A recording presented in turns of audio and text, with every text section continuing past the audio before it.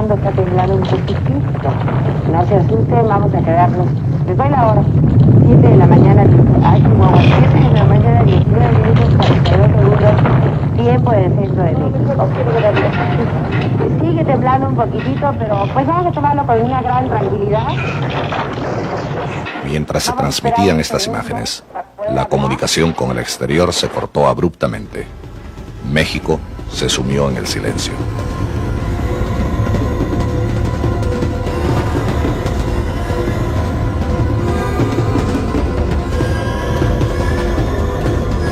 Minutos después, miles de personas yacían muertas o atrapadas entre las ruinas de viviendas multifamiliares, inmuebles comerciales, hospitales y otros edificios públicos.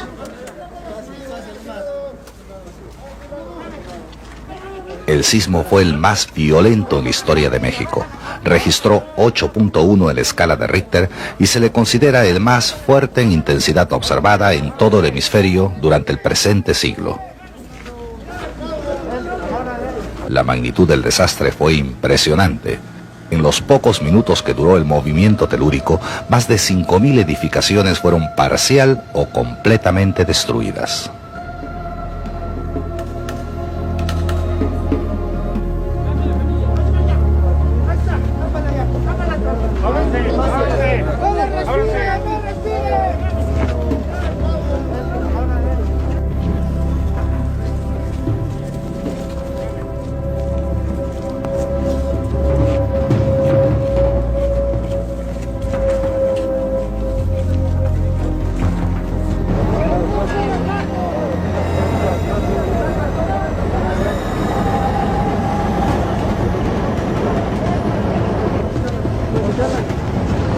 ¿Dónde está la cabeza? Aquí arriba. Para que lo reciba.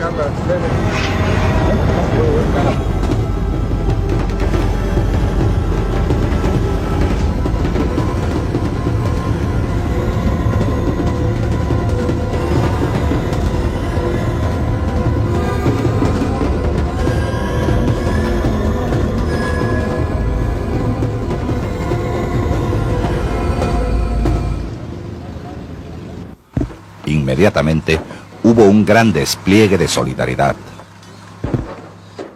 Cientos de miles de personas, en su mayoría jóvenes voluntarios de entre 14 y 20 años de edad, se dedicaron al rescate de víctimas, removiendo los escombros de concreto frecuentemente sin otra herramienta que las manos.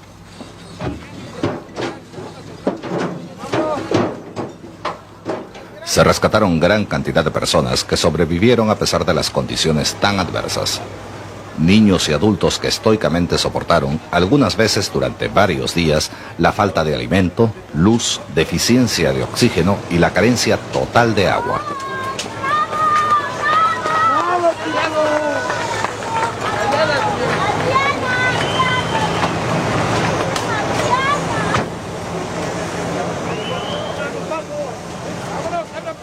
Más de 14.000 víctimas fueron transportadas a puestos de socorro y a hospitales que no habían sufrido daños. Nos evacuaron porque no hay agua, volvió a temblar, los edificios todos los... Afortunadamente, la mayor parte de esta ciudad de 18 millones de habitantes quedó en pie, pero fue dramático el impacto en las partes afectadas.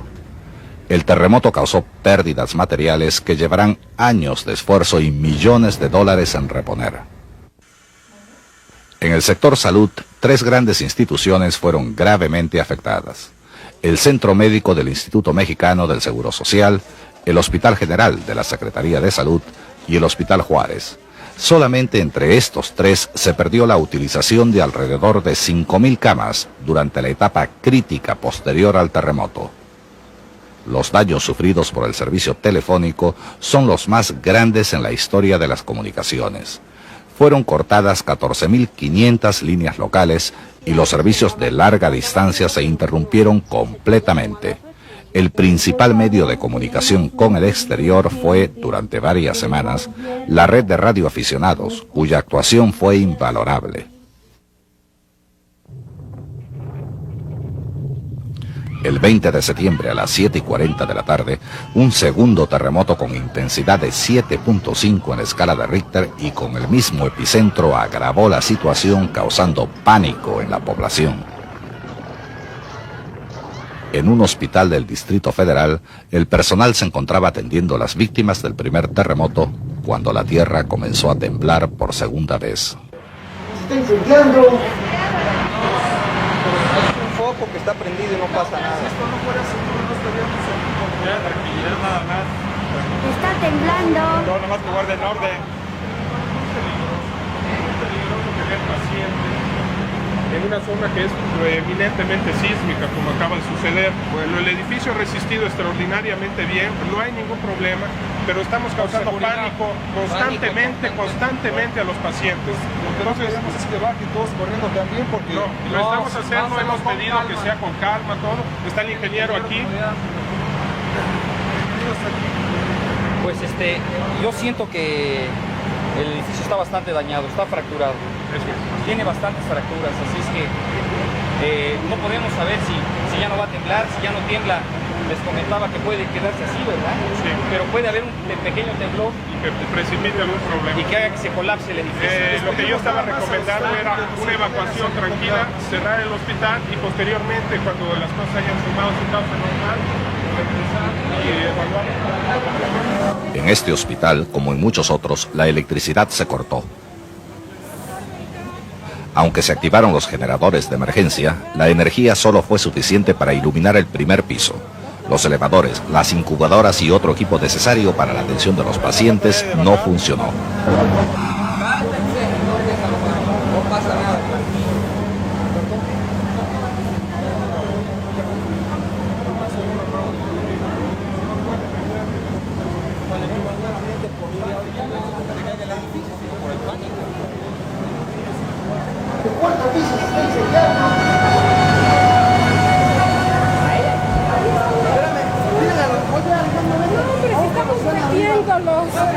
Jálese a los que están allá afuera de voluntarios que nos ayuden. Nosotros vamos al cuarto piso con los que están ahí.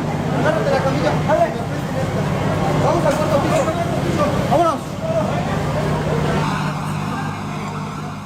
Escenas como esta sucedieron en las más grandes instituciones hospitalarias del Distrito Federal.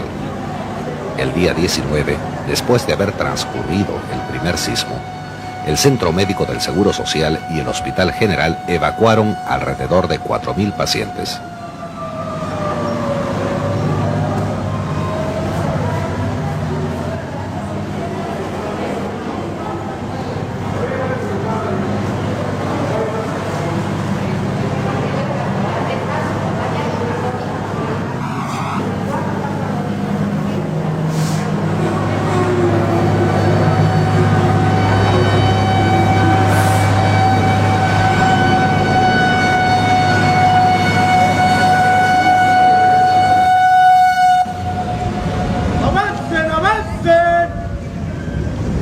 Mientras tanto, los habitantes de las zonas afectadas por los sismos abandonaban sus hogares por miedo a que sucedieran nuevos temblores y se ubicaban en parques y lugares abiertos,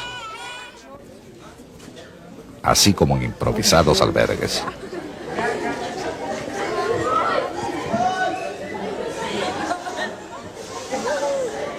¿A qué horas vamos a pasar,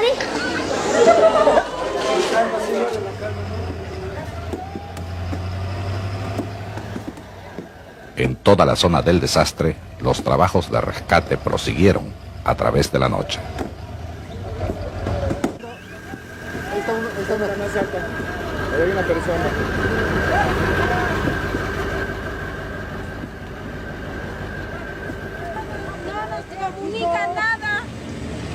No nos comunican nada, no nos dan ninguna comunicación, no nos identifican.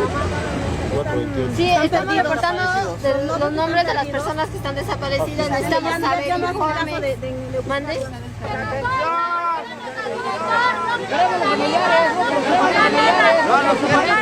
No nos quieren informar nada. No quieren que nos vayamos a trabajar, nosotros queremos trabajar. En las afueras del Hospital Juárez, cientos de familiares de las personas que se encontraban dentro del hospital en el momento del sismo esperaban impacientemente y por varios días noticias de sus seres queridos. Al mismo tiempo, dentro del área hospitalaria se desarrollaba otro drama.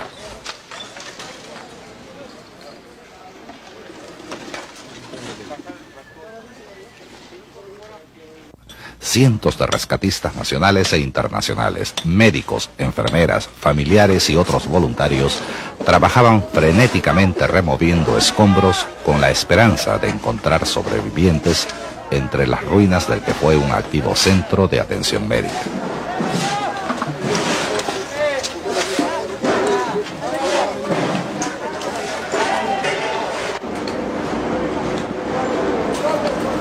Organizamos el grupo de 10 gentes, quiero que se queden a la sala hacia adentro de mi pueblo. No, porque ellos saben que es para que nosotros vamos indicándoles la parte dura.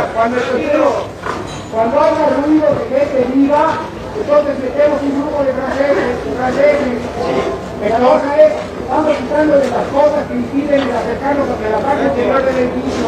Porque asesores ellos. Yo les quiero comentar algo, yo soy ingeniero. Esta cosa no le va a pasar ya nada. Nos tocó el temblor del otro día y no se puede absolutamente. Entonces, pónganle confianza, vamos a hacer huecos hacia adentro. Vamos a buscar a ver si hay gente viva todavía. Salgan de allá y vamos a orar. Vamos a hacer grupos de gente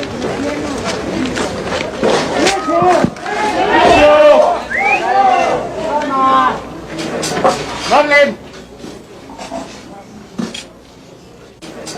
¡No hablen! Silencio. ¿Hay alguien ahí? ¿Hay alguien ahí? No puede hablar, entonces...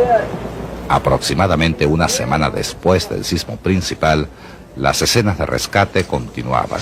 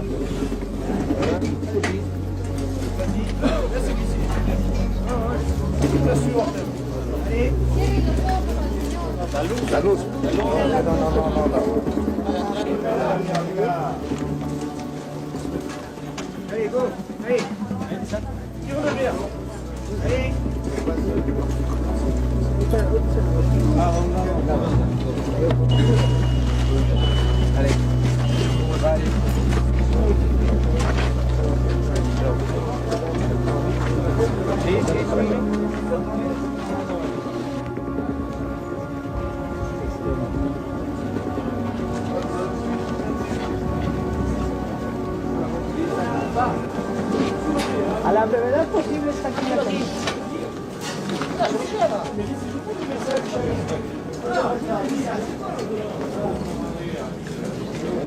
A esta mujer le tuvieron que amputar ambas piernas para poderla liberar del bloque de concreto que la aprisionaba. Al llegar a manos de los médicos tuvo un paro cardíaco.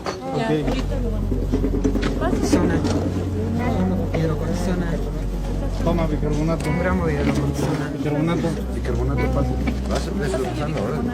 pásale bicarbonato, sí, porque pásale 5 folletos.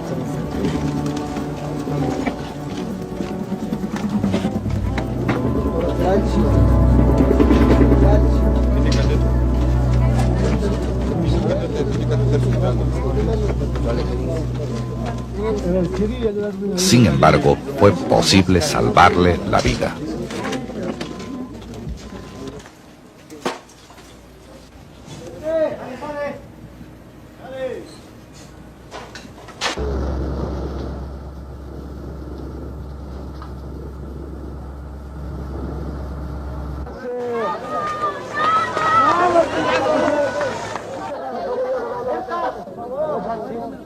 Un poquito más para atrás. Pero no vamos a hacerlo. La tragedia humana, así como los insólitos casos de sobrevivencia, conmovieron al mundo entero.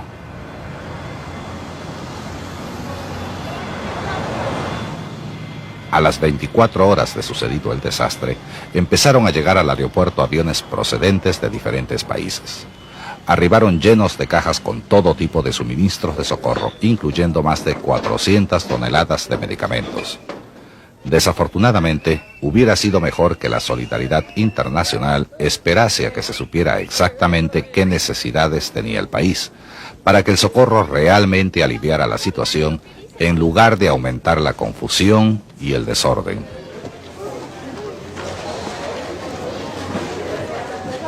La mayoría de los medicamentos no fueron solicitados ni se pudieron usar. Llegaron cajas de todo tipo, sin clasificar. Muchos de los medicamentos estaban abiertos o venían con instrucciones en otros idiomas. Los voluntarios tuvieron que dedicar largas horas a la labor de abrir las cajas una por una, clasificar su contenido y organizarlo como mejor podían. Además, muchas veces las medicinas llegaban mezcladas con otros productos como la ropa usada. Por favor, no destapen esas cajas de ahí, se los A ver, ¿quién las suplico. está destapando? No destapen toda esta caja. Esas cajas déjenlas ahí como están, que ya están. ¿Quién la destapó? Por favor. Una de las más penosas tareas fue la recuperación e identificación de cadáveres. Este es el estadio de béisbol en el Parque del Seguro Social del Distrito Federal.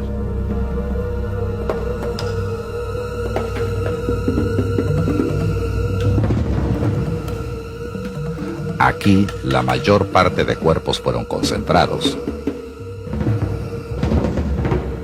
Se les mantenía con bolsas de hielo por 72 horas, para así dar oportunidad a la gran cantidad de familiares y amigos de reconocer a sus seres queridos.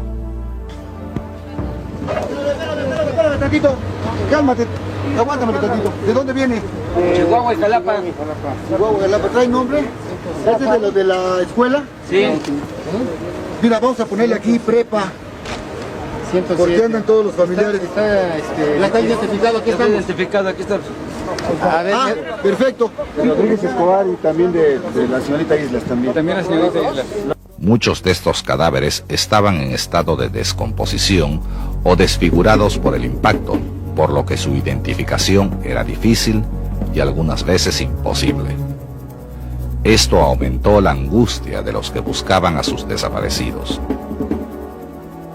Después de 3 días, los que no habían sido reconocidos tuvieron que ser enterrados en fosas comunes, medida necesaria pero poco popular.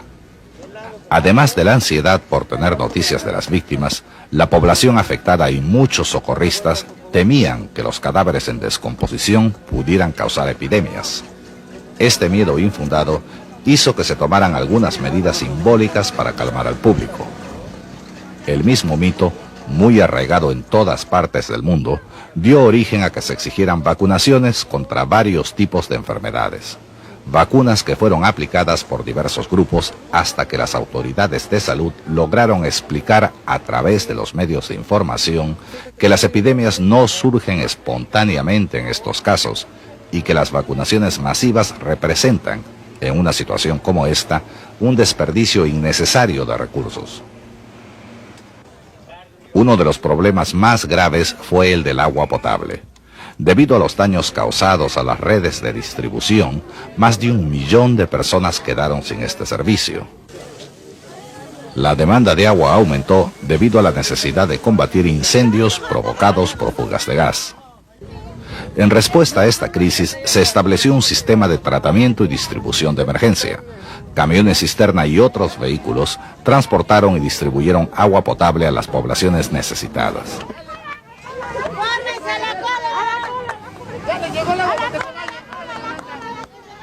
Aún así, mientras se reparaban las tuberías, por un lado, algunos impacientes las rompían por otro en su afán de abastecerse. El riesgo potencial de brotes de enfermedades sí aumentó por la crisis del agua que surgió a raíz del terremoto. Sin embargo, la campaña de educación pública para hervir el agua y observar medidas de higiene personal tuvo éxito. La población respondió con gran sentido de responsabilidad.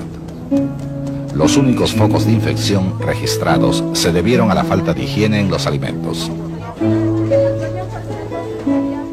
El problema del control de la calidad del agua y de la higiene se complicó porque la mayoría de los damnificados se refugiaron en plazas y parques o sencillamente en las veredas.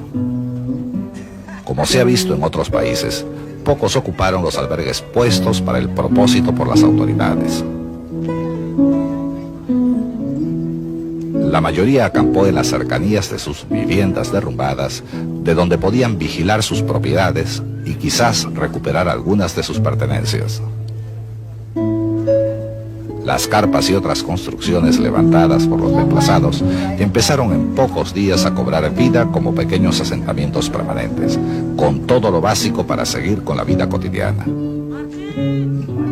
A pesar de la tragedia personal, el espíritu humano exige volver a la normalidad. A llevar con tranquilidad también el asunto, pero buscando ese gol que empatara la situación. España jugó inteligentemente hasta el momento del partido y que ya de plano, Juan, simplemente paraban la pelota, no querían nada más de ansiedad, era necesario para calificar y